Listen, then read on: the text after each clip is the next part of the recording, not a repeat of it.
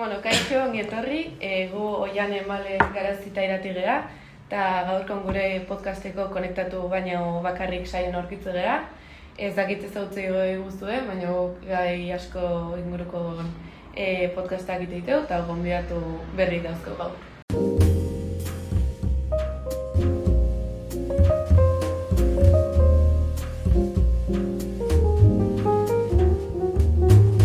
Gaur, Garazi Egiguren sare sozialetako batzordeko arduraduna daukau eta baita beste gonbidatu batzuk. Hasteko eskertuko genuke zuen buruak aurkeztea eta azaltzea pixkat batzorde hau zer buruz dihon, noiz sortu zen, zer bururekin. Sare sozialetako arduradun bezala, ez da? Lehenengo urtea da, sare sozial eta komunikazioko batzordea sortu duguna ikastoratik. Iritzu zegulako, denak erabiltzen dugun tresna izanik eta geroz eta gehiago gaina, ez da? Horren inguruko hausnarketa espazio bat sortu behar genula, lehenik eta behin. Eta bestetik, ikasle eta irakasleok gure arteko harremana estutzeko, pixkat zuen egunerokotasuna modu errealago baten islatzeko, zuen kezkak, zuen jakinmina, zuek esateko daukazuen hoi, espazio bat izan dezazuen garrantzitsua iruditzen zitzaigun. Zuek protagonista izango zinaten espazio bat sortzea elkarrekin. Ikasle ezberdinek parte hartuko dute eta ezakit, gaurkoan zuei tokatu zaizue. Zuk esan zuen bezala, sare sozialak gauza askotarako erabiltzitugu, eta orduan egea pixkat ikusten sare sozialak nola aldatu gure komunikatzeko modua, harremanak eta bar. Eta orduan gaur nahi dugu hitz egin pixkat nola hurbiltzen diguten edo gerturatzen diguten, ziberjazarpenan zer hitz egin nahi dugu, ze konparaketak ditugun azkenen sare sozialen ondorioz, eta holako gaitaz hitz egitea gustatuko litzaiguke zuekin. Jakinda sare sozialetako batzordeko parte zeatela, suposatzen dugu zuen egunerokotasunean sare sozialak erabiltzen dituzuela. Eta gutxi gora bera jakingo zenuten esaten egunean zenbat orduz erabiltzen dituzuen? Nik uste klasek ordu kenduta, 3-4 ordu seguru. Nik uste baiatze da gero gaita igual kenduta zerketak egunean, ordu bat. Horrek ere jisten du. Nik ere nahi baino gehiago, sare sozial bezala ulertzen dugu, Instagrama, WhatsAppa, lotxa eta kezka puntua emateit, baina bi ordura gerturatuko naizela pentsatzen dut. Hori da. Zuk esan duzu, baina nola sentitzen zeate ordu horien aurrean? Asko iruditzen zaizue, gutxi? Asko eta gaina ez dela produktiboare zitezun azkenen hortzaudela, pasando el tiempo. Igual beste ekintzak egin dezakezu, igual aktiboak eta zure honorako oso ona izango zena. Eta gure generazioa teknologiakin jaioa, Garazi bakigu zu gaztea zela guendikan, baina aldaketa hau gehiago bizizu eta nolako izan da? Iraultza bat izan da. Eta zuek ondo esan dezuen bezala, pentsatu behar dugu, gure planeta hontako pertsona inteligentenetarikoak haitu diala tresna hauek garatzen, ez da? Eta engantxerako eginda daude, ez da? Gu hor mantentzeko. Eta jokoa irabazten nahi dira. Eta deskerrik asko, gazteko ziratzen baina, egia da, ez da, zuekin konparatuta, zuekia igual hau errealitate bat izan da, jaio zeatenetik, eta guk aurtzaroan eta WhatsAppa, nik nahiko berandu onkinun mobila, WhatsAppa berandu gotorezan, hasieran goatzen ez, aman mobileko SMS-ak, ziara gure komunikazio modua perdidak, eta kriston garatena onda. Eta ni neu eroi naiz, trampa horietan, lehen hoi, guk atxaldetan lagun arten gatu nebali maganu, lauetan betiko txokon gehatzen ginen, ez da, eta irasta, eta horrea gertzen ginen, eta hitza zan, lauetan gehatu aliman izan zukin, agertu behar genuen bertan, ze bestera, aldiz aurretik, etxeko telefonoa deitu, edo ez, kompromiso bat eskatzezun. Eta gaur egun dena askoz efimeroa dela edo sentitzen dut, ez? Azkeneko momentun posible dizut esan, liatu nahiz ezakize, eta nahiz bertan edo. Ez, orduan, kompromisoiek eta garrantzia ematea, presentzialtasun horri hoi asko aldatu da. Eta horrekin jarraitzeko aldaketakin batea komunikazioa aldatu edo modernizatu da, eta gaur egun daude emojik, stikerrak, eta hauek iteitue hitzak batzutan saiestu. Eta zeustezu hau positiboa edo negatiboa dela. Nahi pertsonalki adibidez, stikerrak gustatzen zaizkit, eta batzutan esaten zela, una imagen vale más que 1000 palabras, baina batzuntzat aldu negatiboa izan igual. Netzako bai positibo, bai negatibo, igual bai ustezula espresatzen, baina ez da hitzeitia bezala, osea bai, eta alditzu interpreta bazkeren hori 1000 era, eta orduan horrek konfusio sortzeko aukera dola irutze zait. Nire baita positibo eta berdina, irunen berdina, baina egia da, nik adibidez, stikerrak asko erabiltzen ditut. Zeren azkenek ere baita lagunekin esaten gara stikerra hau para esta situación, bestea horrelakoa eta horrela ja komunikatzen gara. Baina egia da negatiba da zeren azkenen ez gara beste komunikatzen. Nire amonak adibidez WhatsAppa dakata ez inviable behar, oza, beti deitu bite, guztatu guztiak, itzen idazten ez deitu, eta egia da deitzen hori kaltzen egin totalmente. Oaina ez da sinor ikusten telefono horretiden, beti danak mensajea bidaltzen. Eta lotxa ematea ditzea. Incluso invasiboa bezala bizi dugu, ez? Dei bat hartzea da, jama. Bai. Zera gofenteo, bai. Eta igual lagun arten zabet eta zi ditu hartuta, nik ez, zelotxa. Bale, horrekin jarraituz, aplikazio askotan ikusten dugu, badaudela hainbat adierazle adibidez, mezua bidaldu eta irakurrita ateatzea. Edo pertsona horren aplikazioaren azkeneko ordua. Edo aplikazioan dagoen, eta adierazle horiek ze ikusten dituzue modu askean, pertsonaren askatasuna dela, edo pixkat kontrolatua izan dezakegula. Nik kontrola eta gaina bizentzutara oso alderdi negatiboak ikuste dizkiot, ez? Bai pertsona kontrolatua izatearena, ze azkenean denak dakizuen noiz egon naizen sarean, zure mezua irakurri dela baino, igual ez da momentua edo denbora gehiago behar dut erantzun horretarako, edo beste gauzetara nago momentu hortan, ez?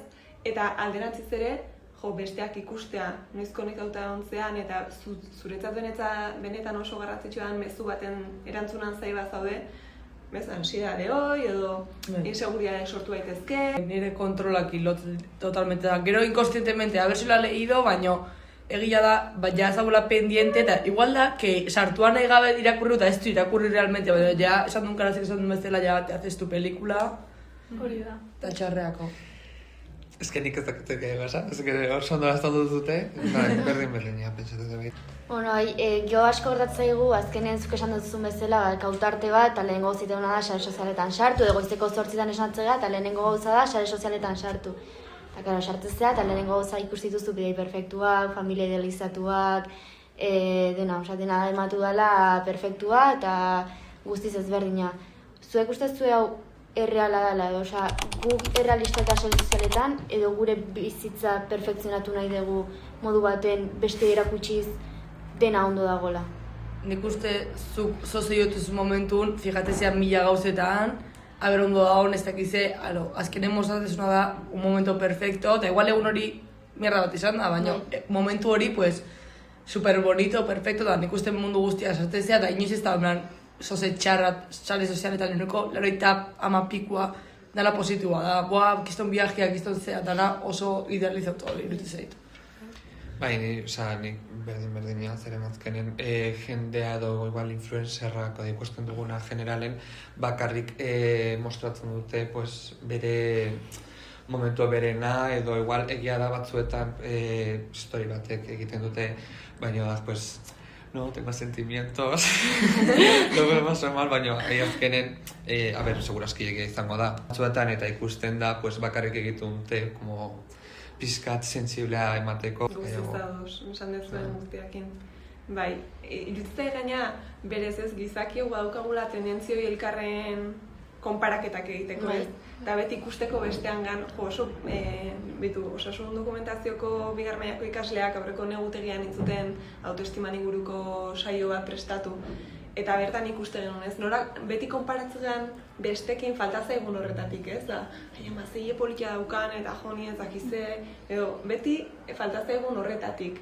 Eta sare sozialek ez dakit, baino iruditzaitu egin dutela areagotu, potentziatu.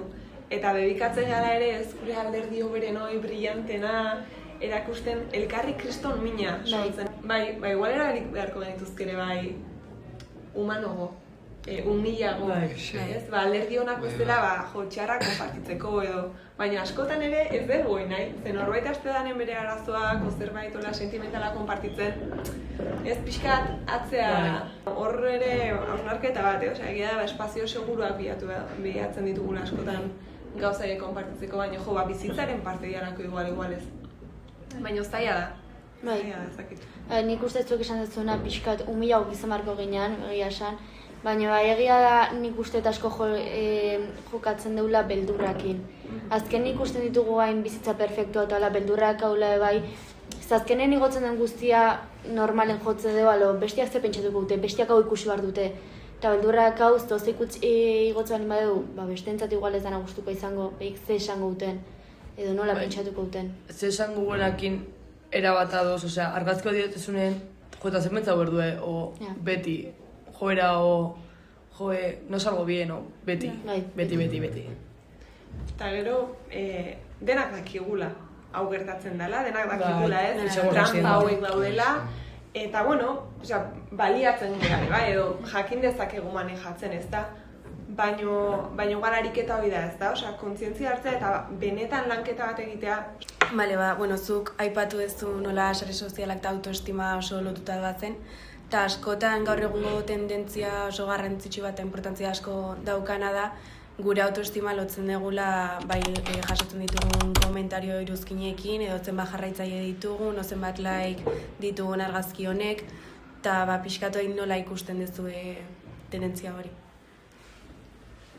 Egia da, sartezala edozein komentarioetan da, igual iotzu bideo bat da, kiston kritika pila. Eta nire zait, pateratzetan, todo es muy fácil, baina gero arpegia realmente esango zen ion hori. Eta da, eratzura da, ez argitak garbi, kritikatze dugu, eta igual aurren nengo gehala, en plan, de ikusi argaziko eta komentario ma botatzea, gero pentsatzen jartezea da, joder, peña, en qué te afecta? Eta baina pila konparatzea. Igual egia esan duzuna, lo de argazki bat ikusten duzu eta igual directamente esaten duzu. Baina egia da entzuten dugula asko, igual baten batek edo esan duzuna, komentarioak, barbarriak esaten dute, pila bat eta igual da argazki bat bakarrik Notre Dame. Anonimotasun horretatik edo berdina ez. Nik uste konpromisoa daukagula eta ardura bat ere hau zuzenean esango nuke. Esatena noa noi zerbait positiboa aportatzeko da, edo bestela igual aurreztu behar dute. Askatasuna eta desagradable izatea, inkluso errespetua faltatzea ez da tor bat, ez? Hoi neurtzen ikasi behar dugu. Eta kontrara ere ez da, askotan lotzen dugu igual laikeen kontua edo ez, autoestima ematen dit edo, eta zuekin egin dako lanketa hortan ebatera zan kontua, zeige alimentatzen, autoestima edo egoa. Ze autoestima da barne validaziotik, ez kanpoko validaziotik baizik, eta nik neronek landu behar deten zerbait, ez?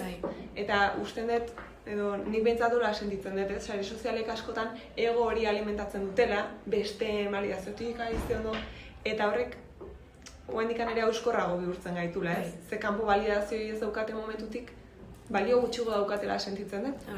Ziberbullyingai baita bere garrantzian adio eman, ze aurkitu dugu mundu mailan Espainia daukala lehenengo postua ziberbullyingen.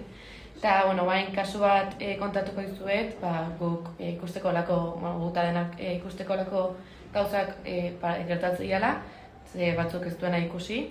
Eta hau zen, ikastetxe bateko, debatxe bateko neska bat, ziber jasarpenak jasate zitula, bere ikaskideek entzuen Instagrameko kontu bat, neska hori izango balitzu zela, eta egotzi zituen argazki sexualak, faltsuk, obviamente, eta familiak salaketa jarri zuen poliziai, baina poliziak ikusi zuen susmagarrek ziela 14 urteko gaztek baino txikigoak, orduan kasua gitxintzuen.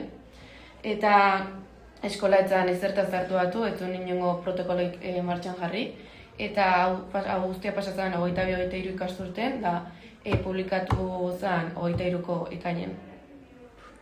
Baita azkenen bakitzen kasua, eta kasu horrek azkenen bukatu du suizidio puntu baten, eske nahi olako gauzak, irutzen eskit intolerables, Eta dagoen jendeak ez duela nahi ikusi, ez duela nahi ikusi, o que dramas, o, no sería pa tanto, ¿cómo que no sería pa tanto? Esa persona ikastolatik ateatzen momentun, ja, mobi hartzeko, eske ja beldurra da gana, por, ja jasoko ditun irainagatikan, situazioagatikan, klasea jun pertsona hori behiratu eske ez dakit, gutezea guraso saiaudia neurri batzuk hartzen, ez du erantzunik jaso, porque, claro, umek dia, eta nahi bulina, ciberbulina eta aparte, bulina eta jendeak, son críos, son cosas de, es que ez tia tolerable, umek izango ja, baino, oiteko kapazan pertsona bat, bai, umia da, baino, a ver, hasta cierto punto, hoi da, ez tolerable kiruten, baino, ciberbulina baino lehen nure bai, ja, heldu gota jundare bai, ja, komentariok dauen komentario guzti kontu hartuta,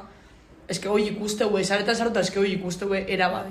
Gogoratzen naiz orintxe bertan, beste kasu bat egon zela de dos gemelas ebaita, igual 11 urtekoa uste edo 9 urtekoa, duela gutxi igual 2 urte, oso txikiak ziren, hitz egiten, 9 urtekoa, eta nik uste, inhumanoa dela. Eta bat nator esan dezunakin, hoi ez da aurren gauztak. Eta bulina, jazarpena, oso kontu serioak dira eta hola tratatu behar dira.